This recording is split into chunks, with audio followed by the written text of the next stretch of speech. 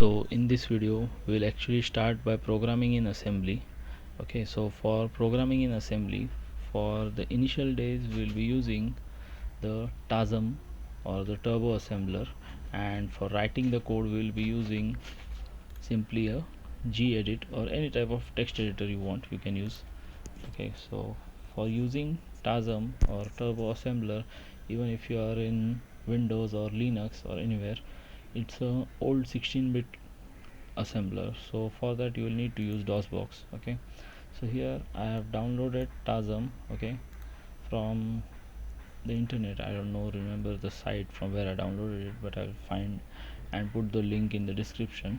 Okay, so here this is what TASM look like.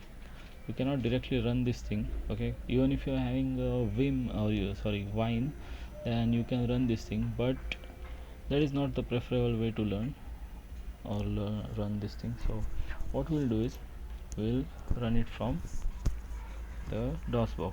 So what you need to do is first mount your directory, okay, your base directory. So here mount C colon, so here I will write my own location.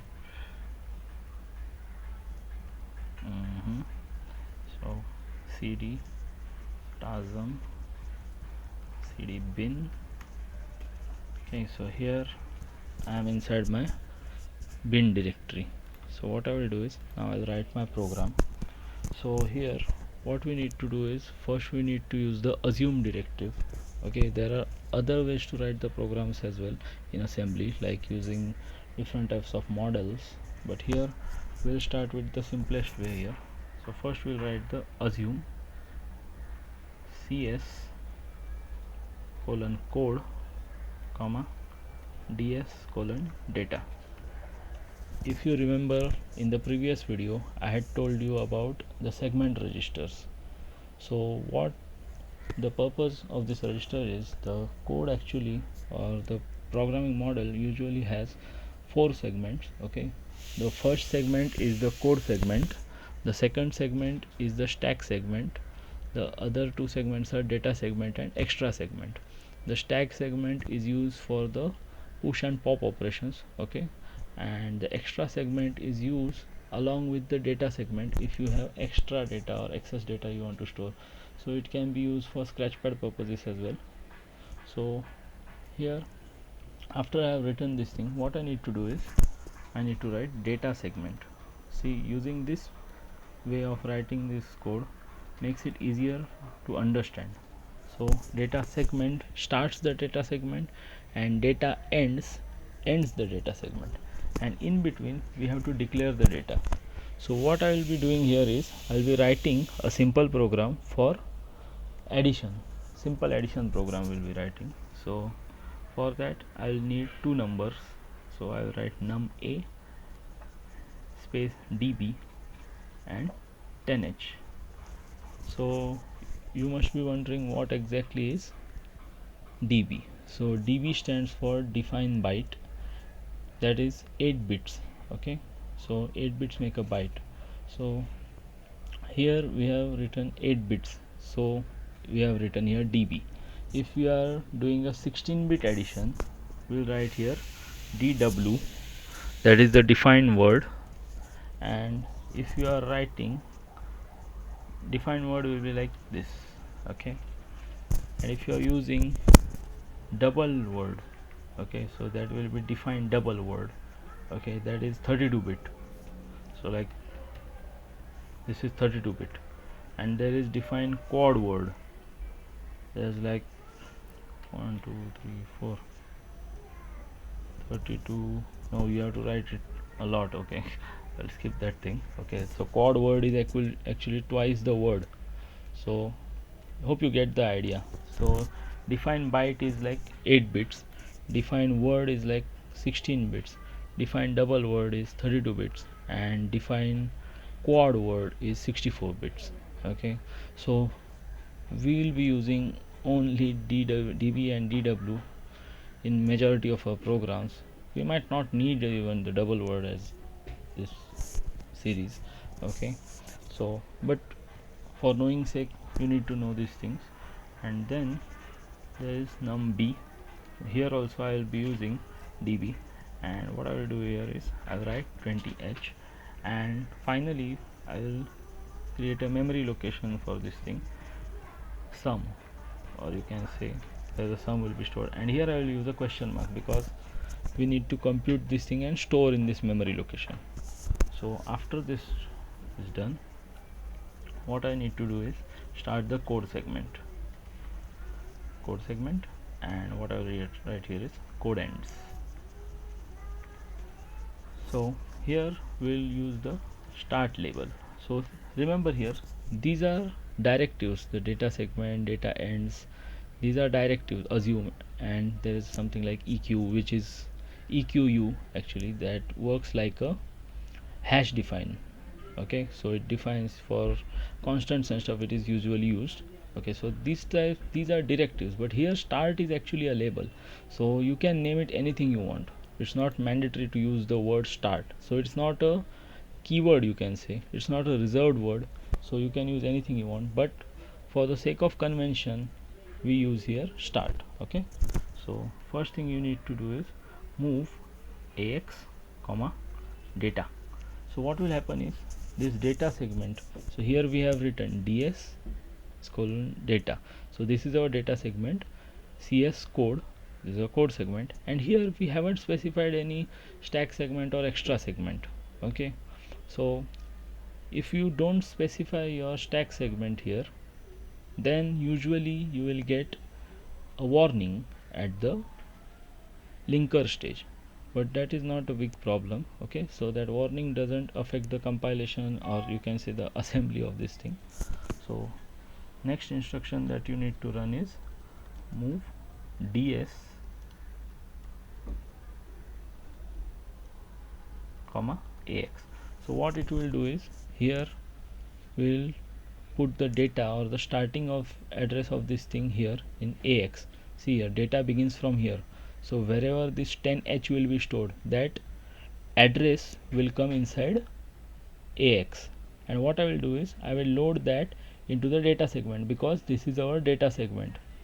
Okay, so once this is done, we can start writing our program. So here, as we know, we have taken only 8-bit numbers. What I can do is I will use only the lower pairs, or you can say the higher pairs, you can use anything you want. So here what I will do is I will transfer the value of this num a into al. Can write num a al, move bl comma num b. You do not actually need to write this way as well. Okay, you can directly add this bl to this accumulator directory as well, but I am making it a bit longer so that I can show you more instructions. Okay, so add al comma bl. Okay, and after that, once we have done this thing, what I need to do is our result, as we know, this is our destination and this is the source. So when I write add al comma bl, so I am giving only two operands, but the result will be stored inside the al.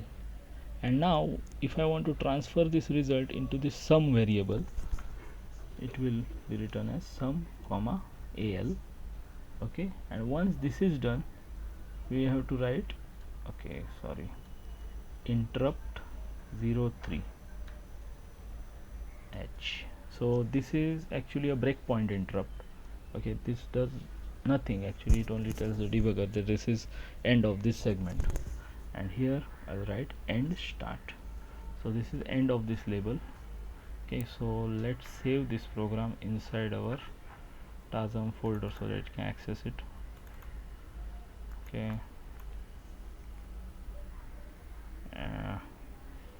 adam.asm. okay, we can name it anything we want. Okay, let's see now, TASM adam.asm. see here it is showing warning message is none, error message is none, pass is 1. Okay, so it's a single pass program, it has compiled properly, or you can say assembled properly. So first thing you need to remember is after you're assembling the program, you need to link the program. So first command is tasm space adam.asm, and second command will be tlink space adam.asm. Sorry, you need to write only adam here, do not put asm, so it will actually link the object file, but you did not specify the name or the extension as obj. Okay, so press enter. See here, it has linked successfully, but it is showing a warning no stack. So if you want to get rid of this warning, you can use /k. Okay, this flag will remove that warning as well. See here, you won't get that warning of no stack and stuff. Okay, so once this is done, we need to do turbo debugger. So what turbo debugger will do is, it will show us the exe in the debugged way. It will show us all the register models, and we will see how the data flows in between them, and we will do a step over execution or step in execution, whatever you can say. So see, it has no symbol table, that's fine. Okay, so the first instruction that will start is move ax comma data. So the data segment starts from 087C. So I am pressing the F8 of this thing, so it will move to next instruction. So look at all these registers. When I click on this F8, what will happen is, here on the right hand side you can see these registers, this AX, BX, CX, DX, source index, destination index, base pointer, stack pointer, data segment, extra segment, stack segment, code segment. Okay, so code segment begins from 87D, and data segment, now we are copying these things from 87C. Okay, so here what I will do is, I will press F8, and now after this I will do, see this value will go into DS now. Okay, watch carefully after I execute this instruction. See here, 087C, it will show in white color, and see here the instruction pointer is incrementing. And now when I do this instruction 000, what will happen is, the value of AL will change now. See here, lower pair, that is the 7C will be replaced by whatever value we have given here, that is 10H. Okay, so watch carefully. See here, only the lower pair is going to change. So here it is 10H, and then there is 20H in the BL, that is the lower pair of the BX register. And then after that is done, we have done addition, and the result is stored inside the lower pair. So here it should show 30. Okay, see here, it is showing a 30 here. So after this is done, we are moving this value at the location 002. Okay, F2. Okay, and now it will interrupt this thing. Okay, done. So this is how the execution works. Okay, see here, you have got this result like 30. Okay, so if you want, you can add the carry part in this thing as well. Okay, for carry you will need a counter, okay, which increments if you are having a carry flag. Okay, but I am not using it as of now because we haven't seen conditional branching and stuff. Okay, we have not seen jumps. So in this program I wanted to keep it very simple, so I just showed you a very simple program of how to add two numbers, that is two 8-bit numbers. Okay, in the next program we'll see along with carry if we want, or we can take some other program. For now this is what I had to show. Okay, thank you.